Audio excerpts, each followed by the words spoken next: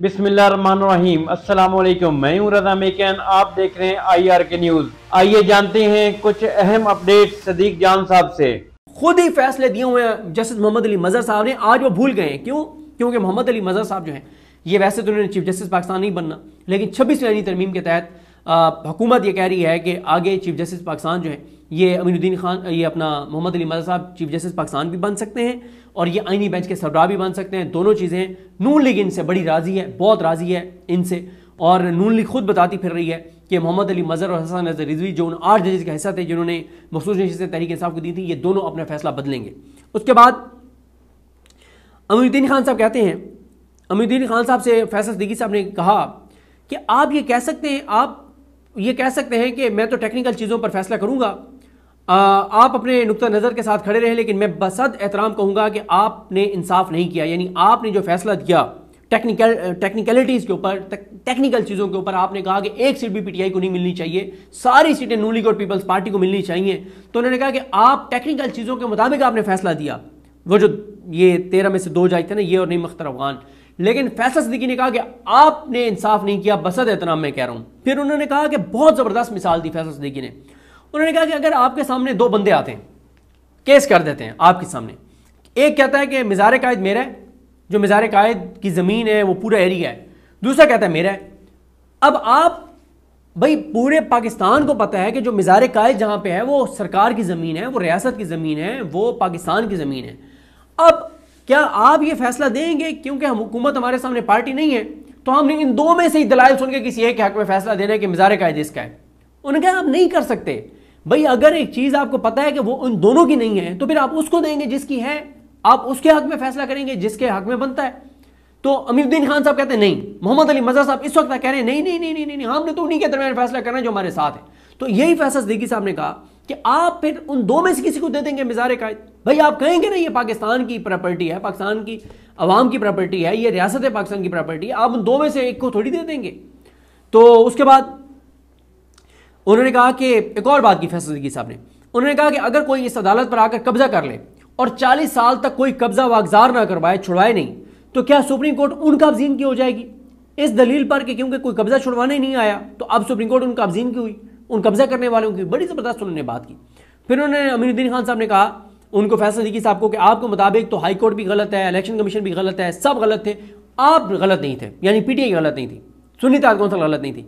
उस पर फैसल सिद्दीकी साहब ने कहा हम अपनी गलती मानते हैं, लेकिन इतना कहते हैं कि हम आह भी करते हैं तो हो जाते हैं बदनाम, वो कत्ल भी करते हैं तो चर्चा नहीं होता।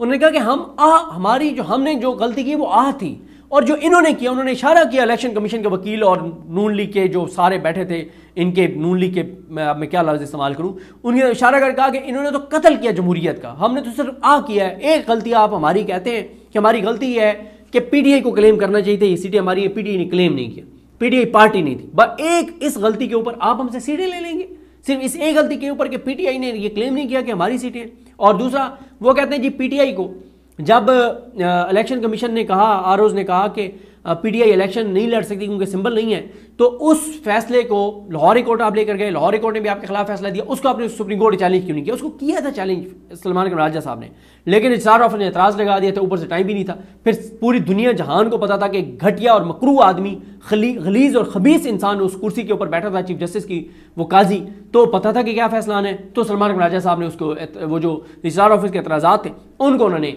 उसके ऊपर उन्होंने जो अपील करनी थी एतराज़ात के ऊपर, वो नहीं की।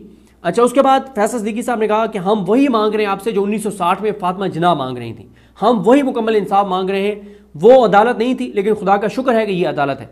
फिर फैसल सिद्दीकी साहब जब एक पैराग्राफ पढ़ने लगे तो हाजी अमीनुद्दीन खान साहब ने उनको कहा कि ये तो आपने कल पढ़ लिया था। उसके बाद मैं साथ साथ ना 2 ट्वीट्स का जिक्र करना चाहता हूँ। मोहम्मद उमैर साहब ने एक ट्वीट किया, वो कहते हैं कि इमरान खान कहते थे कि जब कमज़ोर टीम हो तो हर कोई परफॉर्मेंस देता है, जब कमज़ोर टीम से मुकाबला हो तो हर कोई परफॉर्मेंस देता है, ताहम असल खिलाड़ी का पता तब चलता है जब वो बेहतरीन टीम के खिलाफ मुश्किल हालात में परफॉर्म करे। फैसल सिद्दीकी ने मखसूस सीटों के केस में ज़बरदस्त दलाइल दिए, ज़बरदस्त टेम्परामेंट, केस लड़ने में 100 में से 100 नंबर। बिल्कुल 11 जज सामने बैठे हैं, नून लीग बता चुकी है क्या फैसला आना है, पूरे पाकिस्तान को पता है क्या फैसला आना है, फिर भी इतनी मेहनत से ये केस लड़ना, और जब आपको पता हो कि सामने बैठे हुए अमीनुद्दीन खान साहब, मोहम्मद अली मजहर साहब, हसन नज़र रिजवी साहब, आमिर फारूक साहब, अली बाकर नजफी साहब, मुसरत हिलाली साहिबा, हसन अजहर, वो अपना शाहिद बिलाल, जब आपको सारों का पता हो फिर भी इतनी कमिटमेंट से आपका ये केस लड़ना और इतनी ज़बरदस्त तरीके से दलाइल देना, तो इस पर वाकई दाद बनती है। फिर उसके बाद ये भी एक पॉइंट था कि मोहम्मद अली मज़हर साहब को पता ही नहीं था कि ये केस कितनी सीटों का है। मोहम्मद अली मज़हर साहब ये कह रहे हैं कि 39 की हद तक तो इलेक्शन कमीशन ने नोटिफाई कर दिया था, ठीक है, ये सिर्फ केस है 41 की हद तक। उनको जब इलेक्शन कमीशन ने आके बताया कि नहीं जनाब ये तो केस सबके सबका है और हमने उन 39 को भी मखसूस नशिस्तें नहीं दी, मोहम्मद अली मज़हर साहब ये कह रहे थे बार बार कि उन 39 को तो मखसूस नशिस्तें मिल चुकी हैं जिन्होंने अपने कागजात नामजदगी पे लिखा था कि हम पीटीआई से, अब ये सिर्फ मसला 41 का है। उनको जब इलेक्शन कमीशन ने आगे बता दिया तो फिर वो भरम हो गए फैसल सिद्दीकी। उन्होंने कहा कि ये आपके सामने दीदा दलेरी से आके कह रहे हैं कि हमने आपके फैसले पे अमल दरामद नहीं किया। खुदा का वास्ते इनसे पूछ लें यार, कोई जज तो बोल पड़े, कोई तो इनसे पूछ ले कि आपने फैसले पे अमल दरामद क्यों नहीं किया, वजह क्या थी। सिर्फ रिव्यू दायर करना कोई ग्राउंड नहीं है कि हमने रिव्यू दायर कर दिया, क्या स्टे था, क्या किसी अदालत ने रोका था, नहीं, इन्होंने आपके फैसले पे 1 साल तक अमल दरामद नहीं किया।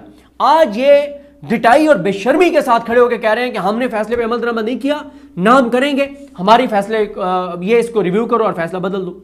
कोई जज ने चूं चना तक नहीं की, किसी जज के मुंह से एक लफ्ज तक नहीं निकला। इतना खौफ है जजेस की आंखों में और इतनी बेबसी है इन जजेस के चेहरों पर।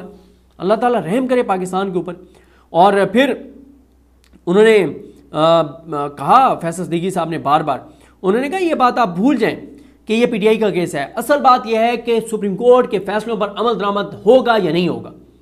तो आपके फैसले में अमल दरामद नहीं हुआ, ये बेतुकीरी है सुप्रीम कोर्ट की। ये मतलब उन्होंने लफ्ज़ इस्तेमाल नहीं किया, लेकिन वो कहना यही चाहते थे कि ये औकात और वक़्त रह गई है सुप्रीम कोर्ट ऑफ पाकिस्तान की कि इलेक्शन कमीशन कहता है कि हम नहीं मानते तुम्हारे फैसले को, नहीं अमल दरामद करते।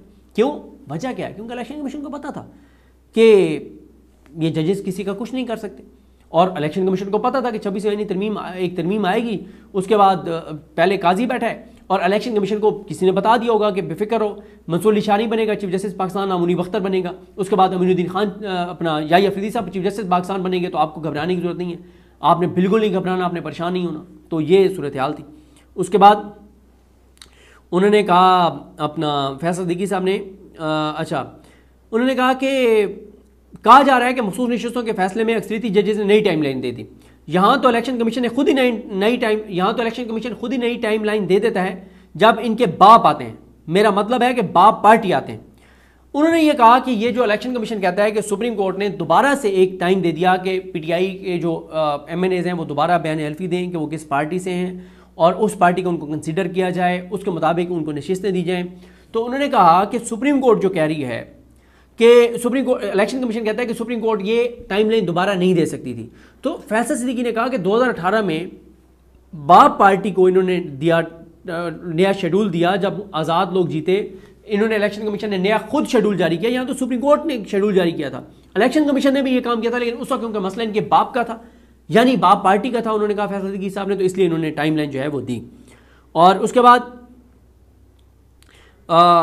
उन्होंने खैर एक मौके पर हसन अजहर साहब ने थोड़े से सवाल उठाए और फिर उसके बाद फैसल सिद्दीकी साहब ने एक और पॉइंट कहा। उन्होंने कहा जी इलेक्शन कमीशन ने एक फैसला किया कि मखसूस नशिस्तें नून लीग और पीपल्स पार्टी को मिलेंगी सारी। उस फैसले को हमने चैलेंज कर दिया पेशावर हाई कोर्ट में। पेशावर हाई कोर्ट ने जो है वो इलेक्शन कमीशन के फैसले को बरकरार रखा कि उनका फैसला ठीक है।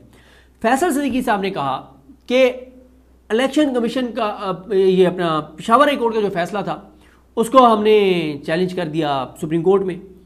उसके बाद उन्होंने कहा कि सुप्रीम कोर्ट ने एक फ़ैसला दे दिया कि सुप्रीम कोर्ट ने कहा कि जी ये नशिस्तें पीटीआई को मिलनी चाहिए। वो कहते हैं कि इसमें इलेक्शन कमीशन का क्या इंटरेस्ट है कि इलेक्शन कमीशन रिव्यू में आ गया। भाई इलेक्शन कमीशन का क्या वो है इसमें इंटरेस्ट है।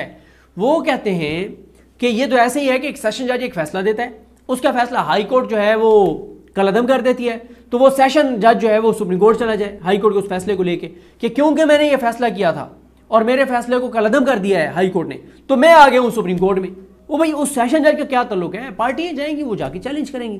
तो उन्होंने कहा कि इलेक्शन कमीशन का क्या एक बनता था कि इलेक्शन कमीशन जो है वो रिव्यू में आ गया और पार्टी बन गया और ये सारी चीज़ें। तो ये जनाब कुछ ये 10 वो पॉइंट्स थे।